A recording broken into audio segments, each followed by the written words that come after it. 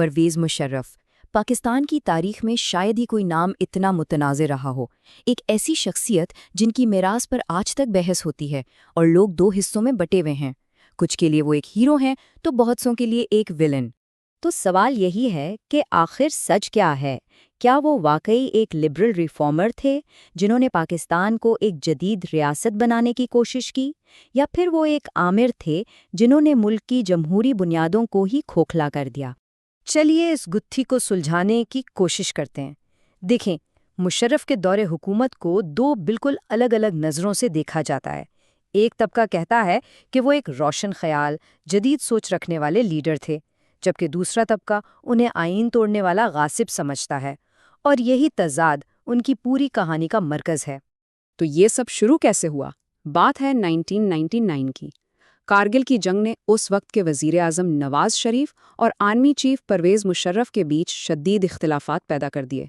معاملہ اتنا بڑا کہ 12 اکتوبر کو جب مشرف سری لنکا سے واپس آ رہے تھے، نواز شریف نے انہیں بیچ ہوا میں ہی برطرف کرنے کی کوشش کی۔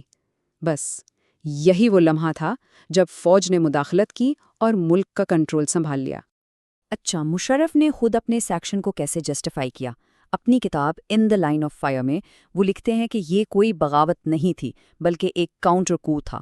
ان کا کہنا تھا کہ بھئی آرمی چیف کو ہٹانا ایک الگ بات ہے، لیکن اس کے جہاز کو ہائی جیک کر کے دشمن ملک انڈیا بھیجنے کی کوشش کرنا، یہ تو ایک شیطانی چال تھی، اور فوج کو قومی بے عزتی سے بچنے کے لیے یہ قدم اٹھانا پڑا۔ تو پہلے کہانی کا وہ رخ دیکھتے ہیں جو مشرف کو ایک ہیرو کے طور پر پیش کرتا ہے۔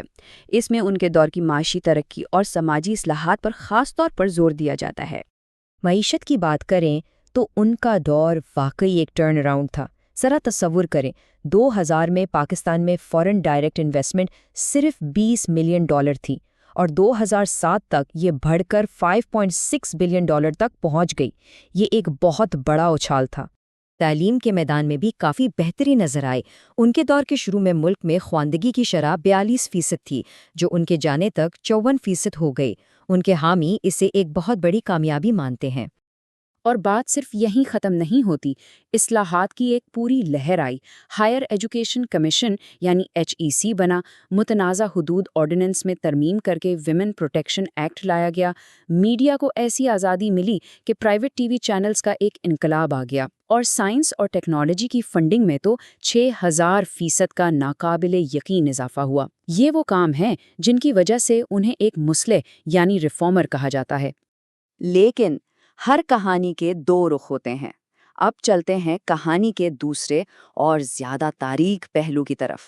یہ وہ تصویر ہے جو مشرف کو ایک ایسے حکمران کے طور پر دکھاتی ہے جس نے جمہوریت کا گلا گھونٹا اور ملک کو خطرناک فیصلوں کی آگ میں جھونک دیا۔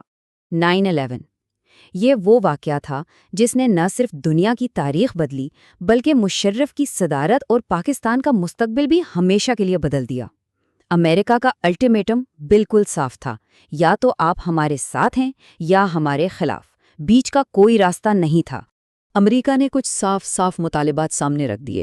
اسامہ بن لادن کی ہر قسم کی حمایت بند کرو، ہمیں اپنی فضائی حدود اور ہوائی اڈے استعمال کرنے دو، اور القاعدہ کے بارے میں ساری انٹیلیجنس ہمارے ساتھ شیئر کرو۔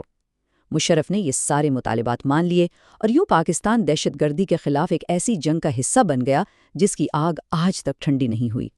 جو لوگ مشرف پر تنقید کرتے ہیں وہ ان کے آمرانہ اقدامات کی ایک لمبی فہرست گنواتے ہیں۔ آئین کو معطل کرنا، 2007 میں چیف جسٹس کو گھر بھیج دینا، ملک میں ایمرجنسی لگا دینا، ایک ایسے ریفرنڈم میں 97% ووٹ لینے کا دعویٰ کرنا جس پر سب کو شک تھا، اور بلوچ رہنما اکبر بگٹی کی ایک فوجی آپریشن میں ہلاکت۔ یہ سب وہ واقعات ہیں جو ان کے ناقدین ان کے خلاف پیش کرتے ہیں۔ اچھا، ان کی ایک بہت مشہور پالیسی تھی روشن خیال اعتدال پسندی۔ تو سوال یہ ہے کہ کیا یہ واقعی کوئی گہرا فلسفہ تھا یا صرف دنیا کو دکھانے کے لیے ایک سیاسی نعرہ؟ چلیے ذرا اس کا بھی جائزہ لیتے ہیں۔ اس تجزیے کے مطابق حقیقی لبرلزم کی دو بنیادیں ہوتی ہیں، ایک انفرادی آزادی اور دو ادارہ جاتی انصاف، یعنی اداروں کا مضبوط اور غیر جانبدار ہونا۔ اب ذرا مشرف کے اقدامات کو اسی کسوٹی پر پرکھتے ہیں۔ اور یہیں پر ان کے دور کے دو بالکل مختلف چہرے نظر آتے ہیں۔ ایک طرف میوزک فیسٹیولز ہو رہے تھے، بسنت منائی جا رہی تھی، آزاد میڈیا کام کر رہا تھا، اسے آپ لائف سٹائل لبرلزم کہہ سکتے ہیں۔ لیکن دوسری طرف آئین معطل ہو رہا تھا، ججوں کو نکالا جا رہا تھا، سیاسی داروں کو توڑا جا رہا تھا، اور دو صوبوں میں مذہبی جماعتوں کو مضبوط کیا جا رہا تھا۔ یہ دونوں چیزیں ایک ساتھ کیسے چل سکتی تھیں؟ یہی ان کے دور کا سب سے بڑا سوالیہ نشان ہے۔ اور یہ بیان ان کے خواتین کے حقوق کے علمبردار ہونے کے دعوے پر ایک بہت بڑا سوال اٹھاتا ہے۔ مختارہ مائی کیس پر بات کرتے ہوئے انہوں نے کہا کہ اگر کوئی کروڑ پتی بننا چاہے یا کینیڈا کا ویزا حاصل کرنا چاہے تو وہ اپنے ساتھ زیادتی کروا لے۔ یہ ایک ایسا چونکا دینے والا بیان تھا جس کی پوری دنیا میں مذمت کی گئی۔ تو آخر میں بچا کیا؟ ان کے 9 سالہ دور حکومت نے ملک پر کیا اثرات چھوڑے؟ آئیے ان کی میراث کے حتمی جائزے پر ایک نظر ڈالتے ہیں۔ بہت سے تجزیہ نگاروں کا یہ ماننا ہے کہ ان کے دور کی جو معاشی ترقی تھی وہ اصل میں ایک کاسمیٹک بلبلہ تھی۔ یہ پائیدار پالیسیوں کا نتیجہ نہیں تھی، بلکہ یہ وہ پیسہ تھا جو دہشت گردی کے خلاف جنگ میں امریکہ کا ساتھ دینے کے بدلے میں مل رہا تھا۔ ایک ایسی امداد جس کی قیمت پاکستان نے بعد میں بہت بھاری چکائی۔ تو پھر اصل میراث کیا ہے؟ ملک میں دہشت گردی اور انتہا پسندی کا طوفان، ایک کمزور اور سیاست زدہ عدلیہ، تباہ حال سیاسی ادارے، بلوچستان میں علیحدگی پسندی کے جذبات میں اضافہ، اور ایک ایسے ہائبرڈ نظام کی بنیاد جس کے اثرات سے ملک آج تک نہیں نکل پایا ہے۔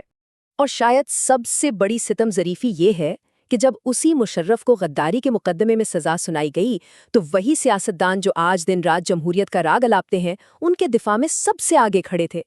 یہ پاکستانی سیاست کا ایک ایسا تضاد ہے جو بہت کچھ سوچنے پر مجبور کرتا ہے۔